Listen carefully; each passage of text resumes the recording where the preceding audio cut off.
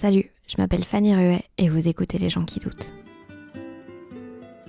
En ce moment, ça va bien, mais est-ce que dans 2 ans, est-ce que je vais encore avoir autant de travail? Parce que c'est très incertain. Fait que c'est sûr que ça fait un peu peur, mais en même temps, si tu travailles et que tu continues d'être une bonne personne, ça risque de pas arrêter. Aujourd'hui, je reçois non pas un, mais 2 invités, les humoristes québécois Pierre-Yves Roy Desmarais et Sam Boisvert, tous 2 diplômés de l'École nationale de l'humour de Montréal. Avec cet épisode, le podcast aurait clairement pu s'appeler « Les gens qui doutent quasiment pas », puisque Pierre-Yves et Sam sont beaucoup plus sûrs d'eux que les invités que j'ai pu recevoir avant. Et c'est d'ailleurs assez marrant de voir la différence entre leur mentalité nord-américaine et la mienne. Alors, j'ai pas été très intelligente quand je les ai rencontrés, puisque quand on parle d'humoristes ou d'événements québécois pendant l'interview, je n'ai absolument rien remis en contexte. Donc, au montage, j'ai rajouté quelques petites parenthèses accompagnées de ce son, pour que vous puissiez suivre sans souci. Et pour info, l'interview a été enregistrée fin avril, juste après l'incendie de Notre-Dame. Pierre-Yves et Sam étaient de passage en Belgique et en France où ils ont fait quelques shows.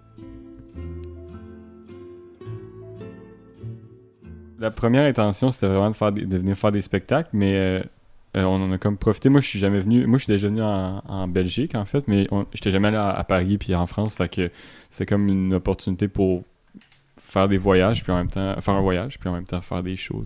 Bon Notre-Dame à Paris, ça. Quel bon timing pour la première fois. Puis juste visiter Paris en gros, puis on avait Michel, mon gérant, qui connaît plein de monde ici. Il parle fort, fait qu'il a rencontré plein de gens. Puis il y avait plein de contacts, fait qu'il nous a bookés sur plein de plateaux, puis dont un à Louvain-la-Neuve. C'est pour ça qu'on est ici en Belgique aujourd'hui.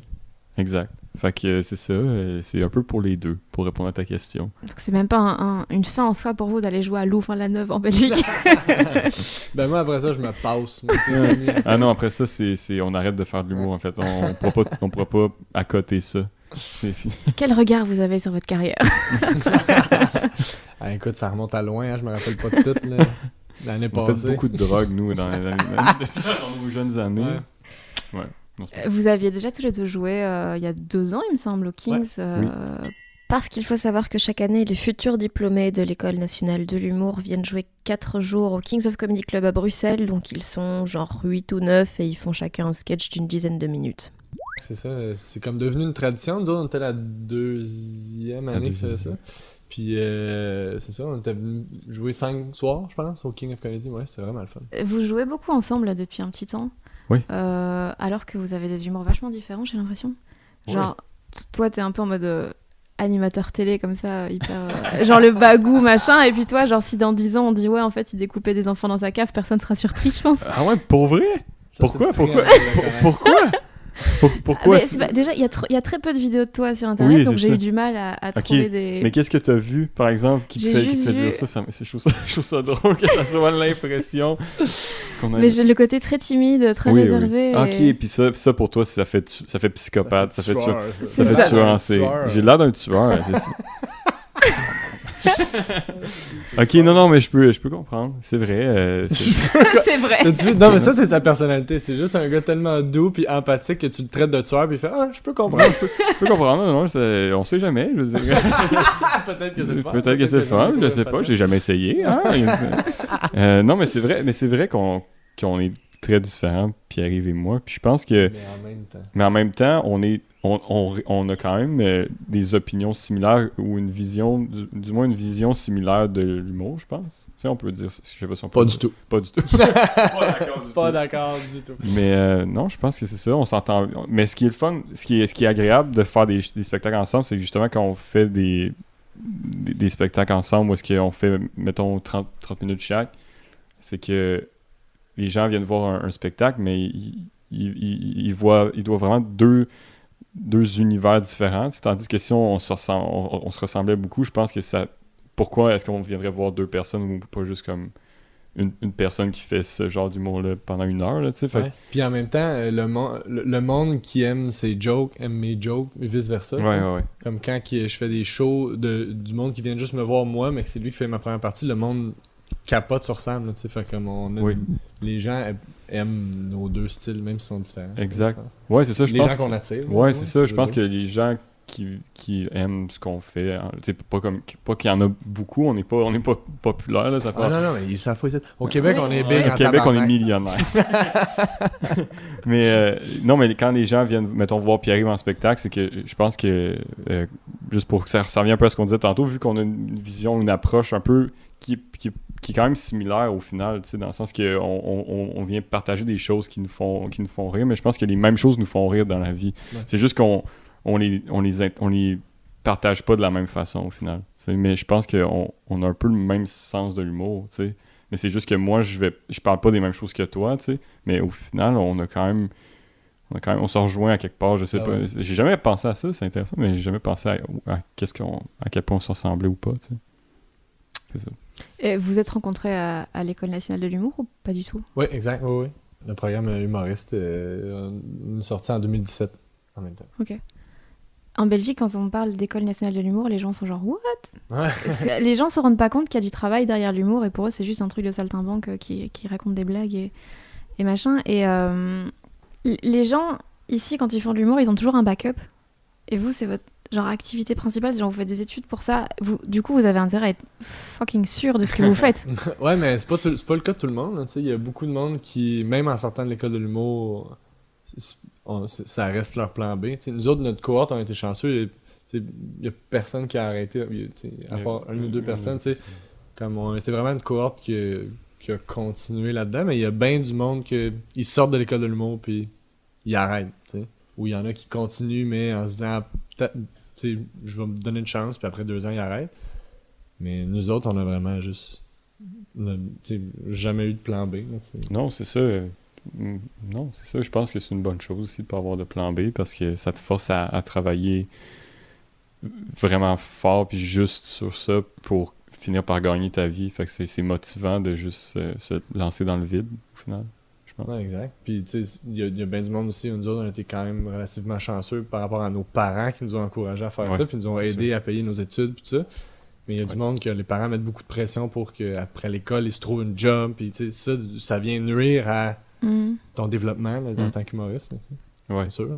Le fait d'être obligé de travailler puis d'investir ton temps et ton énergie dans d'autres choses. Exact. Puis je sais pas à quel point, ben, comme tu dis en Belgique, je sais pas quelle est la vision des gens par rapport aux humoristes, mais comme tu disais que c'est un peu pas ridiculisé, mais pas pris au sérieux du moins, là, comme pas considéré comme nécessairement des artistes et tout ça, mais au Québec, de plus en plus, il y a un respect grandissant pour l'humour, puis je pense que ça fait en sorte que justement, dans mon cas, quand j'ai dit à mes parents que j'allais être humoriste, ben mes parents, ils envoient à la télé tous les jours, tu sais, ils envoient tout le temps des humoristes, puis le fait que l'École nationale de l'humour existe, c'est niaiseux, mais pour des parents, de dire je m'en vais à l'école. Tu sais, il y a le mot école, même s'il y a le mot humour après, il y a le mot école devant qui fait ça reste un endroit où tu à 9h le matin, t'es là, puis tu repars. Fait que au Québec, il y a quand même une certaine noblesse par rapport à l'humour. Là. Je sais pas parce que je connais pas ta réalité, je sais pas en Belgique comment c'est vu, mais au Québec, ça prend quand même une certaine importance, puis les gens consomment beaucoup au Québec de l'humour. Fait que c'est quand même quelque chose d'assez cool, tu sais. C'est ça. Ouais, non, ici, à part les gens connus, vraiment quand t'as percé et que tu commences à... En fait, les gens reconnaissent les humoristes ici quand ils ont percé en France. Ok. Ah ouais, en général, t'as pas vraiment de reconnaissance avant ça. Ce qui est assez curieux, mais puis aussi ça vient du fait que les gens consomment très peu. Ouais. Puis c'est pas hyper mis en avant dans les médias, à part vraiment dans les émissions d'actu, genre on fait des blagues sur les politiques et tout ça, et là voilà. Mais à part ça, c'est pas encore très très développé. Ça commence seulement depuis quelques années à peine. Vous vouliez faire ça depuis toujours ou bien c'est un peu arrivé au fur et à mesure Toi, je pense que on m'a dit que t'avais pas fait le cégep. Alors le cégep, c'est ce qu'il y a au Canada entre le collège et l'université. C'est une formation de 2 à 3 ans dans une branche au choix qui permet soit directement d'aller travailler, soit de se préparer pour l'université. Donc t'as directement commencé là-dedans ? Oui, c'est ça. Oui, j'ai directement... j'ai fait une année de cégep qui est... puis à 17 ans, j'ai fait les auditions pour l'école de l'humour. J'allais avoir 18 ans comme quelques mois après, puis à 18 ans je suis rentré à l'école, Puis après ça, j'ai juste commencé à faire des spectacles. Puis ça de fil en aiguille, ça s'est bien passé. Puis là, c'est mon métier maintenant. Mais moi, depuis que je suis tout petit, que j'avais vu Martin Matt à la télé. Puis j'avais fait, j'aimerais ça faire ça un jour. Puis j'ai décidé que j'ai toujours eu ça dans... Je sais que pour toi, c'était un peu différent, tu sais. Ouais, ben moi aussi, quand j'étais tout petit, par contre, je voulais vraiment faire ça. J'étais vraiment tout jeune, j'étais le plus jeune, puis tu sais, mes parents m'encourageaient quasiment à faire ça là, quand j'étais petit, tu sais. Puis là, j'ai commencé à faire de l'art dramatique, puis du théâtre. J'aimais vraiment ça, puis à un moment donné, j'ai juste oublié que c'est ça qui me tentait de faire pour de vrai. Je me suis mis à faire de la musique, j'ai été au cégep en musique. Après ça, j'étais à l'université en télé pour étudier derrière la caméra. Puis il y a un de mes amis qui est rentré à l'école de l'humour, Alexandre Forêt. Puis là, ça m'a comme rappelé que c'était ça que je voulais faire. Fait que je me suis inscrit à l'école de l'humour. Très distrait comme garçon. Ouais, non, mais c'est vrai, pareil. Non, mais dans le sens où, tu sais, ça me tentait vraiment de faire ça quand j'étais tout petit. Tu sais, mes parents, ils écoutaient de l'humour tout le temps. J'écoutais les galas juste pour rire avec mes parents. J'aimais ça, voir mes parents rire, tu sais. Ça a toujours resté vraiment imprimé dans ma mémoire, là, tu sais. Puis j'avais vraiment le goût de faire ça. Je me suis mis à faire du théâtre. Tu sais, je me suis vraiment dirigé vers là. Puis au secondaire, j'ai complètement, tu sais, changé d'idée, là, tu sais, c'est plus ça du tout mon but, puis c'est revenu plus tard, puis ce qui est une bonne chose, parce que je pense que si j'étais rentré à l'école de l'humour à 18 ans, j'aurais pas été bon, j'aurais pas été assez mature, puis de faire ce que j'ai fait, le parcours, je me suis mis à faire de l'impro à l'université, puis tout ça, ça m'a vraiment aidé pour quand j'ai commencé l'école. Puis le fait que tu aies fait de la musique et de la télé, ça t'a aussi vachement servi pour tes... Ouais, c'est sûr. Ben oui, tu sais, justement, à la télé, le programme de télé, ça m'a aidé pour faire, tu sais, on faisait des vidéos. Avec Sam, on en a fait plein, tu sais, ça m'aide à, justement, produire. Notre documentaire qu'on fait ici en ce moment, c'est moi qui le monte, puis tout ça, puis ça... Puis t'as fait une chanson sur Sam, quand même. Ça. En 2017, Pierre-Yves va participer au concours En route vers mon premier gala Juste pour rire, qui est un gros concours d'humour au Québec, qui est télévisé, tout ça. Et en finale, il a fait une chanson où il parle de Sam, et elle est vachement drôle. J'aime bien ça, faire des activités avec mon ami Sam. On va au glissade d'eau, on trouve ça bien amusant. On joue souvent à des petits jeux pour s'amuser. Il me tient la tête en dessous de l'eau, puis il m'empêche de respirer. Mon ami Sam, c'est mon ami. On fait toujours des folies. Ben ouais, exact, j'ai fait une chanson. C'est pour ça que tu penses que je suis un tueur en série. Ah, mais ouais, en fait, ouais, c'est peut-être lié. C'est ça, non, mais ça, c'est faux, en fait. C'est complètement faux. C'est complètement faux. Sauf la partie qu'on est des bons amis, ça, c'est vrai. Donc, le refrain, vrai. Tu lui tiens jamais la tête sous l'eau pour l'empêcher de respirer? Non, au contraire, au contraire, Au contraire. Il me sort je lui sors la tête de l'eau, puis je le prends dans mes bras, puis je lui dis, Pierre-Yves, je t'aime. C'est ça, l'amitié. C'est ça, l'amitié. On m'a dit que quand vous étiez à l'école de l'humour, vous étiez déjà un peu les gens qui ressortent du lot et que vous étiez déjà un peu les... Ah, mais c'est gentil. Peu importe qui t'a dit ça, c'est un hostie de menteur. C'est un menteur, mais c'est gentil. Mais genre, parce que toi, t'étais tout jeune. Oui, et donc, c'est sûr. C'était déjà un peu l'enfant prodigue comme ça. Toi, tu faisais déjà beaucoup de vidéos avec Rosalie.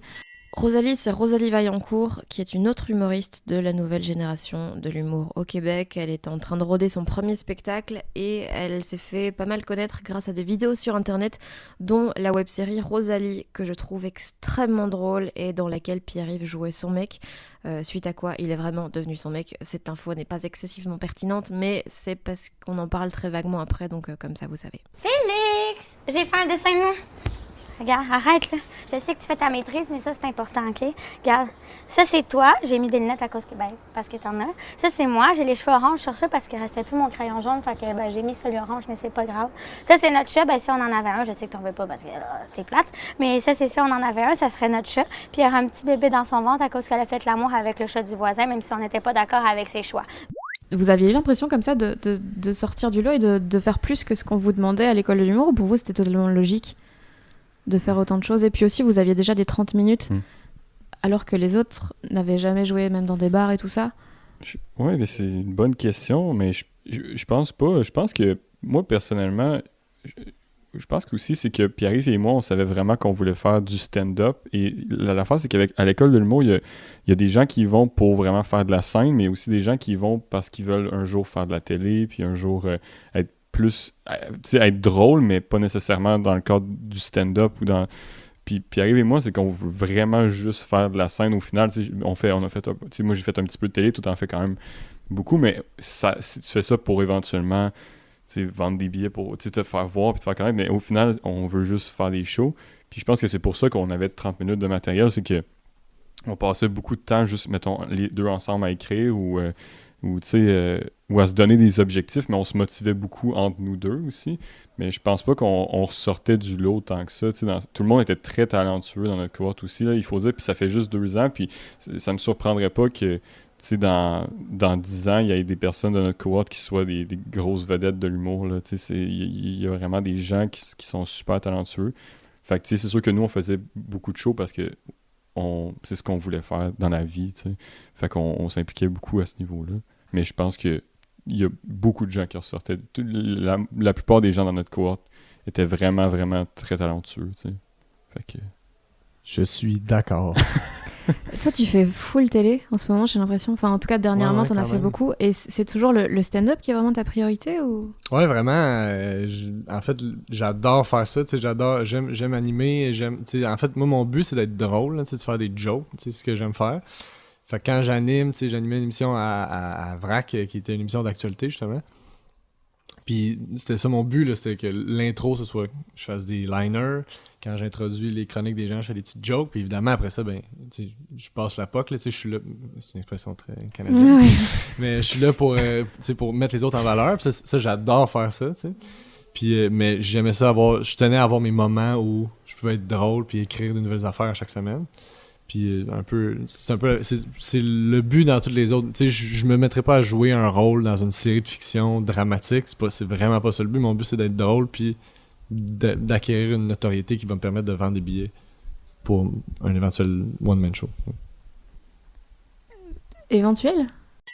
Je dis ça parce qu'en juillet 2018, Pierre-Yves a joué au ZooFest, qui est un gros festival d'humour qui a lieu chaque année à Montréal, et il avait un spectacle d'1 heure qui s'appelait Bonjour, il y avait une affiche et tout, donc ça ressemblait vachement quand même à un premier one-man show. Ouais. Ouais. Ok, ouais, non, c'est ça. Bonjour, ça compte pas? Ah ouais, c'est ça, mais non, pas vraiment, tu sais, dans le sens où je comprends l'idée, oui, c'est un one-man show, c'est un show solo, tout ça, mais on appelle one-man show au Québec ce qui est une vraie tournée avec une production derrière, tu sais, fait que mettons, là, tu sais, je vais avoir fait, je sais pas, 12 dates peut-être, max, avec Bonjour, c'est des shows que j'ai bookés moi-même, c'est dans les grosses villes, tu sais, Montréal, Québec, Sherbrooke, puis sinon... C'est tout, tu sais, mais les tournées, tu sais, ça peut être 150 à 300 dates, tu sais, avec une vraie production, tu sais, avec une mise en scène, puis tout ça. Là, c'est vraiment juste un ramassis de mon meilleur matériel dans un show solo, où je fais 1 heure, puis ça me fait 20 minutes en première partie, puis on s'en va, tu sais. Fait que, non, je comprends que c'est mélangeant, même au Québec, là, c'est mélangeant là, quand je dis que c'est pas un one-man show, mais c'est qu'en fait, souvent, les gens ils appellent ça un rodage à ce moment-là. Ils donnent pas de titre. Mais moi, j'avais un titre parce que j'avais une genre de petite structure dans le show, mais c'est pas vraiment ce que j'appelle un one-man show. C'est bizarre, la façon d'évoluer dans une carrière d'humoriste est tellement différente chez vous. J'ai l'impression que pour vous, un spectacle, ça se fait en tellement d'années et tout ça, alors qu'ici, les humoristes, ils ont 1 an de scène et ils font une... C'est fait quoi. Ils ont un spectacle, ils ont un nom, ils vont dans toutes les villes de Belgique, donc 3. Et c'est super, super étrange la façon dont ça évolue. Ouais, c'est très. Ouais, c'est vrai que mais c'est quand même en train de changer ici, ici au Québec. Parce qu'il y a beaucoup de monde de plus en plus de monde qui s'autoproduisent. Fait qu'ils ils font pas autant de dates, ou ils font, Martin Matt, mettons, qui a fait ça, là, il a fait des tournées de 300 shows, il a vendu des 300 000 billets, des chiffres qui n'ont pas de bon sens. Puis maintenant, il a décidé, son dernier show, il a fait une tournée d'1 an. Il a fait les grosses villes, c'est tout. Fait que c'est tout en train de changer aussi, mais dans le temps, tu faisais un gala juste pour rire. C'était un standing ovation. Ben, l'année d'après, tu avais ton one-man show qui faisait 300 dates. Tu atteignais ton 100 000 billets. Il y avait comme une structure vraiment établie. Là, puis à cette heure, c'est vraiment en train de changer. Vraiment. C'est quoi les plus gros impacts que l'école de l'humour a eu sur vous, sur votre travail? Moi, personnellement, je pense que c'est les rencontres ont ont été ce qui m'a le plus aidé, je pense, c'est vraiment de travailler avec des gens qui au final, c'est d'être dans un groupe de personnes qui aiment la même chose que toi puis qui réfléchissent un peu aux mêmes affaires que toi, dans le sens qu'on veut tous être drôles, tu sais, fait que moi, c'est ça qui m'a vraiment aidé. Je pense, dans les 2 années, là, ça a été vraiment de juste être avec des gens super talentueux qui sont devenus mes amis. Mais vu que tout le monde était bon, je pense qu'on a été chanceux aussi de tomber justement dans une cohorte vraiment talentueuse parce que il y a 6 vendredis par session où est-ce qu'on devait présenter un numéro de 5 minutes.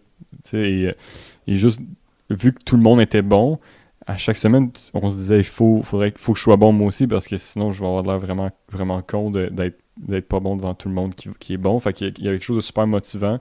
Puis c'est inspirant aussi de voir plein de gens qui font rire de façon différente aussi. Parce que ça ouvre tes horizons de pas juste te dire il y a une seule façon de faire rire, puis c'est de faire des jokes comme Louis-José Hood. Tu peux faire aussi de l'humour absurde, puis c'est drôle. Fait que moi, ça a été vraiment la gang puis la cohorte qui m'a le plus marqué, parce que aussi ça a fait que j'ai rencontré mon meilleur ami, tu sais, puis Pierre-Yves, puis j'ai rencontré des bons amis, des amis pour la vie. Mais je pense que c'est ça, moi, qui m'a le plus aidé. C'est parce que je me souviens de plus. Pour vrai, je veux dire, les cours sont le fun, les enseignants sont bons. Là, c'est pas, je dis pas que comme l'école, c'est juste ça dépend juste de ta cohorte, mais moi, c'est ça que j'en retiens le plus, pour vrai. Mais aussi les profs, tu sais, comme oui, c'est des bons profs. Ouais. C'est le fun d'y créer un espèce de climat, le fun, où ce que tu peux créer puis essayer des affaires, puis te planter, puis c'est pas grave parce que c'est juste devant tes amis, tu sais, c'est juste devant justement un petit groupuscule, tu sais. Fait que ça, je trouve ça le fun aussi d'avoir ce climat-là pour pas, tu sais, commencer dans les bars, c'est vraiment dur, tu sais, premièrement parce que tu veux faire bonne impression pour te faire réinviter, mais si tu fais pas bonne impression à ta première impression, ben ça va être super long, tu sais, fait que ça donne une bonne confiance de pouvoir juste rester dans une petite bulle puis essayer des affaires, puis d'avoir des profs qui disent « Ah, ça, je pense que tu devrais essayer telle affaire, telle affaire. » Fait que ça crée un bel endroit où tu peux, tu sais, pousser à l'abri de la jungle. Puis après ça, ben c'est ça donne une belle confiance, une belle expérience. Puis quand tu sors, ben il y a aussi un espèce de... Pas un prestige, là, mais dans le sens où, tu sais, quand tu sur un line-up de show d'humour, quand le monde fait « Ah, c'est qui ça? » Tu fais « Ah, c'est un finissant de l'école. » Fait que tu fais « Ah, ok... » C'est un peu une valeur sûre. Un label, ouais. Il doit avoir une coupe de joke. Alors que, essentiellement, ça veut pas dire grand-chose, non, mais aux yeux du monde, c'est comme un... C'est ça, c'est rassurant. Ouais. Tu te fais plus donner de première chance en sachant que tu as le diplôme. Ouais, c'est vrai. Ouais. Et en matière de rigueur, ça vous a aidé parce que vous devez énormément écrire et c'est votre activité principale. Ça vous a forcé à être hyper prolifique parce que j'ai l'impression que vous écrivez énormément. Quand je vois le nombre de shows que vous avez fait avec d'autres gens ou tout seul ou quoi, ou en plus des... Bah toi, là, il y a eu la Rose Battle il y a pas très longtemps, donc t'as dû aussi faire du nouveau matos. Là, t'as fait Bonjour il y a 1 an et tu te retrouves avec 45 minutes de nouveau matériel encore maintenant. C'est hyper rapide. Vous êtes hyper rapide pour écrire. Oui. Ou alors tout est bâclé. On se donne ce défi-là, je pense, là, puis on aime ça aussi en même temps. Là, mais on écrit tout le temps, tu sais, aussi. Je sais pas pour toi, mais je pense que je le sais, là, on s'en parle souvent, puis on est toujours en train d'avoir des nouvelles idées, puis au final, c'est ça qu'on aime dans la vie, tu sais, fait il y a comme... Oui, ça demande un certain effort de s'asseoir puis d'écrire, mais je veux dire... Mais non, en même temps, on aime tellement ça faire ça. Trouver une nouvelle idée, c'est le plus beau plaisir qu'on trouve dans ce métier-là. C'est quand on trouve une nouvelle idée puis qu'on aime ça la travailler puis l'amener sur scène, là, c'est le meilleur feeling. Oui, puis je suis tellement content quand j'ai une nouvelle idée puis que je veux faire... Mettons, je t'appelle ou je fais « Hey, si tu trouves ça drôle », puis là, tu fais « Oui, c'est drôle », je fais « Ah, ok, parfait », puis là, je me mets... Tu sais, c'est tellement... Moi, ça m'excite tellement, là, fait que... On est bandés.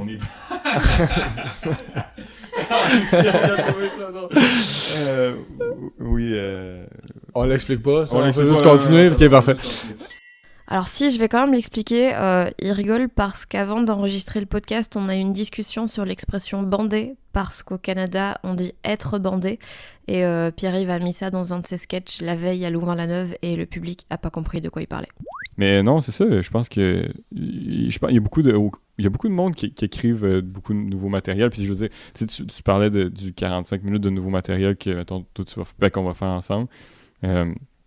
Je veux dire, sur ces 45 minutes-là, on risque d'en garder beaucoup, mais il y a peut-être des affaires aussi qui marchent pas, puis qu'on va faire finalement. Il risque d'avoir beaucoup d'affaires, en tout cas pour ma part, que j'essaye pour la première fois ce soir-là. T'sais, en ce moment, mettons, depuis Bonjour l'année passée, la version d'une heure du ZooFest l'année passée, j'ai à peu près une demi-heure de nouvelles affaires, mais il y a un nouveau 15 minutes. Le show est dans 3 semaines. Il y a un 15 minutes là-dedans qui n'existe pas encore, tu sais. Fait que ça va être des affaires qu'on va essayer pour la première fois, mais c'est le fun aussi de se donner ces petits défis-là, tu sais, ça va aussi nous aider à nous donner une structure, parce que les deux vont faire notre show, un show d'une heure cet été aux ZooFest. Ouais. Fait que c'est ça, oui. Fait que, mais oui, mais ça va bien, tu sais. On aime ça faire ça. On aime ça, fait que tu sais. Vous procrastinez jamais? Qu'est-ce que je ferais d'autre? Dans le sens que je serais tout seul chez moi puis je serais juste comme Mais vous devez jamais vous forcer à faire des techniques. Je sais bien que PB il fait son truc au PB Rivard. Pierre-Bruno Rivard, c'est un autre humoriste canadien qui sort de l'École nationale de l'humour et qui tourne pour le moment avec son spectacle Ma thérapeute est morte. Et si la comédie vous intéresse, je vous conseille vachement d'écouter son podcast Le Carré de Sable, dans lequel il reçoit plein d'humoristes. PB il fait son truc au PB Rivard où tu dois écrire et tu peux pas lever ton stylo de la feuille tant que t'as pas écrit. Ah, mais c'est un bon truc, mais moi j'ai pas de truc comme ça. Moi, mon truc, c'est d'être drôle. Je sais pas si... PB devrait peut-être prendre ça en note. Peut-être qu'il devrait prendre ça en note puis jamais lever son petit crayon, le petit PB. Non, c'est vrai, il est super drôle. Cet extrait et lui tweeter. Mais non, il est super fin. Il est très drôle.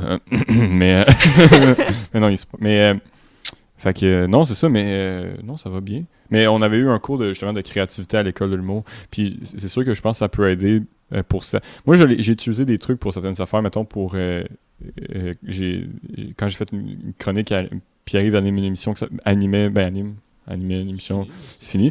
Animait une émission qui s'appelait Alt au Québec, puis j'ai fait quelques chroniques. Puis mettons, pour ma deuxième chronique, j'avais fait comme une méthode que je me souvenais de l'école, mais je ne sais même pas si c'était la bonne façon de la faire, mais c'est l'affaire où est-ce que tu as comme ton sujet au milieu que tu veux, puis là tu mets plein de mots qui te font penser à ça ou d'idées. Fait que parce que j'essaie de trouver un angle à ma chronique.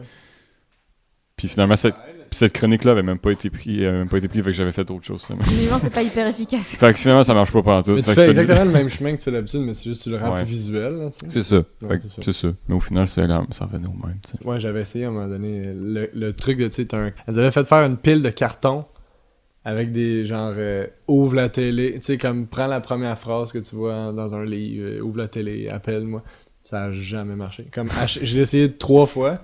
Juste piger une carte dans le carton. Il y en avait un, c'était « Écris-moi ». Fait que là, j'avais écrit à la prof. « Hey, donne-moi un sujet. » Elle me donne un sujet. Je trouvais ça super poche. Ça n'a rien donné. Fait que, mais, tu sais, sinon, parce que, oui, tu sais, quand t'as besoin, tu sais, quand t'animes une soirée d'humour, nous autres, on essaie d'écrire du nouveau stock chaque semaine. Fait que t'es comme obligé d'avoir une idée cette semaine. Fait que là, oui, ça devient nécessaire de faire sortir quelque chose, mais sinon, en général, je pense qu'on a souvent des nouvelles idées qui nous viennent, puis on n'a pas de deadline à part les soirées d'humour. Fait qu'on... Puis je trouve ça agréable que ça soit différent à chaque fois aussi. J'aime ça que chaque nouveau truc que j'écris arrive d'une façon... Ben, c'est pas à chaque fois c'est différent, mais j'aime ça quand c'est différent d'une fois à l'autre, ou est-ce que ça arrive pas de la même façon. Je trouve ça le fun. Ça fait différent. Très vite, après ou pendant, je sais pas, l'école, t'as gagné pas mal de prix là, au ZooFest notamment. Ouais. C'est PY qui est Oui. Ouais, bon, ça moins, t'aurais pu faire un effort, je sais pas. Non, t'as raison. Je vais faire un effort. Il va falloir me force, là. Essaye d'écrire en levant jamais ton crayon. Non, désolé, là, je vous ai interrompu la question. Désolé. Continue. Je connais plus la fin, du coup. Mais tu peux recommencer la question. Désolé. Je suis vraiment Tu désolé. sais, comment tu veux qu'il tue quelqu'un? Regarde-le. Ouais, j'avoue. Il s'excuserait. Oui, c'est ça. Je le ferais, mais je serais désolé. Je serais comme, non, désolé. Est-ce que t'as l'impression, vu que tout a démarré très très vite pour toi et tout, d'avoir une pression de toujours faire mieux, et vu que t'as très vite démarré en étant assez haut, t'as pas l'impression que l'idée que tu viens d'avoir est ta meilleure idée et que t'en auras jamais d'aussi bonne? Bon, là, tu viens de me foutre la chienne. Mais non, pas vraiment. J'ai pas l'impression de devoir quelque chose, là, tu sais. Comme, c'est un peu un genre de défi, là. Je le vois comme un défi de trouver de nouvelles affaires, puis à chaque fois, tu sais, je trouve quelque chose qui me plaît plus que ce que j'avais déjà. Fait qu'à date, non, je vois pas tant, je le vois pas tant comme une pression. Des fois, ça fait peur, tu sais, des fois, c'est même... Ouais, non, c'est ça. Des fois, ça fait peur, mais sinon, non, j'aime ça, cette pression-là, tu sais, dans le sens où je voulais avoir mon heure l'année après être sorti de l'école. Tu sais, c'est plein d'affaires que je voulais avoir, tu sais, ça m'a pas été imposé, fait que je trouve ça le fun de me donner ces défis-là, tu sais, comme j'avais sorti mon heure l'année passée, puis même si je savais que j'allais avoir une année vraiment occupée, c'était déjà réglé dans ma tête, moi, l'année prochaine, je voulais avoir une autre heure pour essayer quelque chose de 100% nouveau, tu sais, puis je le fais, tu sais, puis c'est une pression qui m'aide, en fait, je pense. En fait, je devrais renommer le podcast Les gens qui doutent pas. Vous êtes plus de Non, mais chill. c'est sûr que j'ai des moments où, tu sais, c'est sûr, là, j'ai des moments où je suis comme en panne sèche, là, genre ça fait 2 semaines, j'ai pas eu de nouvelles idées, puis je suis comme, qu'est-ce qui se passe, là, tu sais, je suis plus drôle, ou tu sais, je suis trop épuisé, je suis en train de me creuser un trou, tu sais, mais je suis toujours pas à m'en sortir. J'ai une chance que j'ai Sam qui est ici, tu sais, Ben, grâce à Sam, tu sais. Je fais des massages, tu sais. Je fais des massages, elle me pogne le pénis. Je veux dire- Vous avez vite pu en vivre? Ouais, quand même. Ouais. Ben, on est pas beaucoup dans notre cohorte à vivre de ça, mais on était avec Léa Léa, Streliski, on était les 3 chanceux à pouvoir vivre de Ouais. ça en sortant de l'école. ouais, exact. Quand vous êtes sorti de l'école, vous avez pas eu une sorte de vertige dans le sens où tout ce que vous avez fait pendant que vous étiez à l'école de l'humour, en dehors de vos cours et tout ça, c'était un peu du bonus, c'est des trucs que vous rediez en plus. Et là, une fois que vous sortez, genre vous avez intérêt à ce que ça marche. Ouais. Ça vous a pas un peu fait flipper? Parce que là, ici dans l'humour, mais de manière générale dans n'importe quelles études, je Ouais. pense une fois que tu sors, t'as ce moment de putain, maintenant je dois le faire. Ça vous a pas fait flipper? Non. Ben moi Ok. oui. Moi personnellement oui, parce que moi dans mon cas, tu sais, j'avais rien à l'agenda en sortant de l'école. Tu sais, j'avais quelques soirées qui donnent 25$ canadiens, là. Fait que puis j'avais dit à mes parents m'aidaient à payer mon loyer puis l'école, c'est pendant que j'étais à l'école. Puis là, j'ai dit OK, là au moment où je sors de l'école, je veux que vous arrêtiez de me donner de l'argent parce que je veux vraiment je veux vraiment me motiver à devoir gagner ma vie avec ça, parce que sinon ça va être trop facile de juste rester chez moi puis de dire je veux dire, je veux juste faire quelque chose ici et là puis voir que ça donne. Fait que tu sais, je me suis vraiment donné cet objectif-là, mais au départ j'avais vraiment peur de comme pas être capable de payer mon loyer et tout ça, mais rapidement j'ai été capable de faire assez d'argent pour en vivre. Mais le premier mois était vraiment effrayant. Mais aussi, ce qu'il faut dire, c'est que l'école de l'humour, quand on fait juste sortir de l'école, ils nous donnent des corpos. Des corpos, c'est quand un humoriste va jouer dans une entreprise, donc par exemple un dîner annuel d'une boîte ou un événement de team building ou quoi, et en général, il fait des blagues sur la boîte qui l'invite. Enfin, qui le paye. Fait que des trucs qui sont un peu plus payants, qui sont pas toujours agréables à faire, mais qui Non, peuvent mais être... ce qui est parfait, tu sais. Parce que c'est là, justement, pour les diplômés récents, Ouais. tu sais. Puis ça continue tout le temps. Il y a plein de compagnies qui font affaire avec l'école de l'humour, justement, parce que ça coûte moins cher à engager des humoristes. Fait que, tu sais, on n'est pas sous-payé, mais Ben c'est non, pas pas du super tout. payant, c'est pas super le fun, mais c'est parfait pour C'est ceux parfait. qui sortent de l'école. tu sais. Ça me permettait... Moi, l'école m'a beaucoup aidé pour ça. On parlait tantôt de... Ça a été un gros bonus d'avoir cet argent-là, parce que c'est ce qui me faisait vivre au départ, là. Tu sais, c'était les corpos d'école, les shows de l'école. Puis après ça a de fil en aiguille, j'ai commencé à faire de plus en plus de trucs. Mais c'est sûr qu'au début, c'était effrayant un petit peu, mais moi, j'étais chanceux. Dans mon cas, ça a pas duré... La peur n'a pas duré longtemps. Mais même aujourd'hui, des fois, tu sais, je veux dire...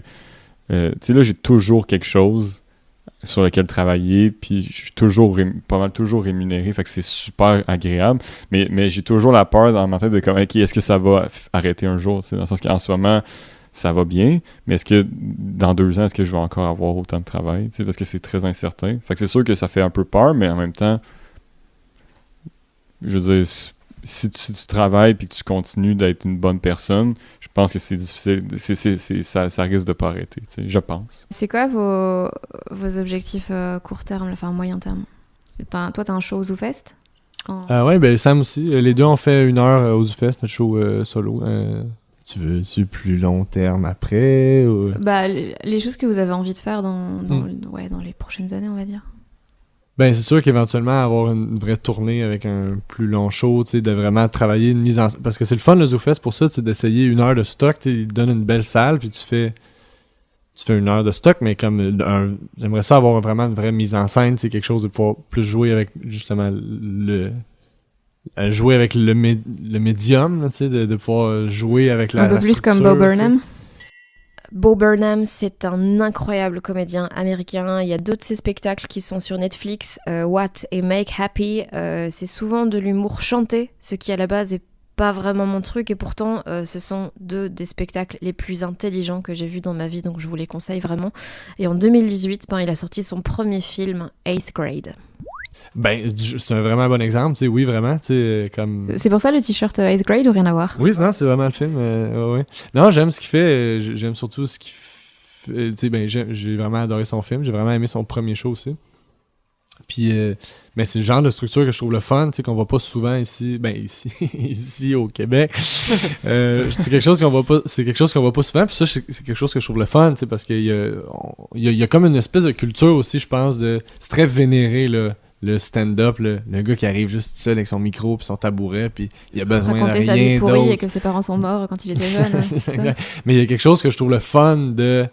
Hey, je vais vous amener, je vais vous stimuler de plein de façons différentes pendant 1h30. Là. C'est ça, il y a quelque chose que je trouve le fun. Tu sais. Et c'est quoi qui vous stimule, vous, en humour? À part des gens comme Bo Burnham qui jouent un peu avec différents registres. Ben, des bonnes jokes. Ouais, mais... Moi, dernièrement, c'est Blanche Gardin, justement, qu'on est allé voir à Paris. Moi, j'ai écouté son spectacle tout récemment sur Netflix. Je parle toute seule. Je parle toute seule, ouais.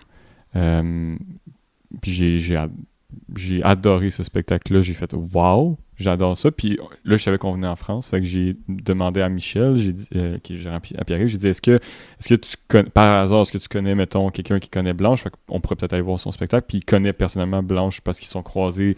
Et parce que Michel connaît tout le monde en humour. Parce que Michel connaît tout le monde en humour. Puis Michel lui avait déjà envoyé des photos parce que Michel, il prend des photos des super bonnes photos. D'ailleurs, allez le suivre sur Instagram, Michel Grenier. Puis il prend des super bonnes photos d'humoristes. Puis il avait pris une photo de Blanche. Fait que là, on est allé voir le show de Blanche. On a réussi à avoir des billets grâce à Michel, puis grâce à Blanche, parce qu'elle est vraiment fine. Puis le show était vraiment j'ai capoté. formidable. Moi, c'est la première fois que je la voyais oui. sur scène. Tu sais, je savais c'était qui, là. Je l'avais déjà croisé. Tu sais, je pense que j'avais déjà vu faire des numéros par-ci par-là, mais je l'avais jamais vu. Tu sais, j'avais jamais pris le temps de regarder ce qu'elle faisait, puis j'ai capoté, honnêtement. J'en revenais pas que son nom revenait pas plus souvent dans les inspirations des humoristes que je connais. Je sais pas si tu comprends ce que je veux dire. Dans le sens que, parce que moi, j'ai vraiment capoté. Ben, moi, c'est devenu une inspiration. Je la connaissais. Dans le sens que je la connaissais pas avant quelques. Je la connaissais, mais j'avais pas écouté son matériel. Puis le show, son spectacle qui est Bonne Nuit Blanche, qui est en ce moment. Mais on est allé le voir, puis c'était fantastique. C'était un des meilleurs spectacles que j'ai vu de ma vie. Ouais, moi aussi. Fait que c'était vraiment génial. Nice.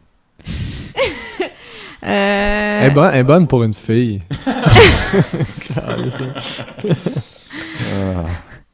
Je pense que j'ai terminé de... Toi, comment ça va? Ouais, toi, comment ça va? Écoute, ça va. Non, je pense que j'ai fini de projeter mes angoisses sur vous.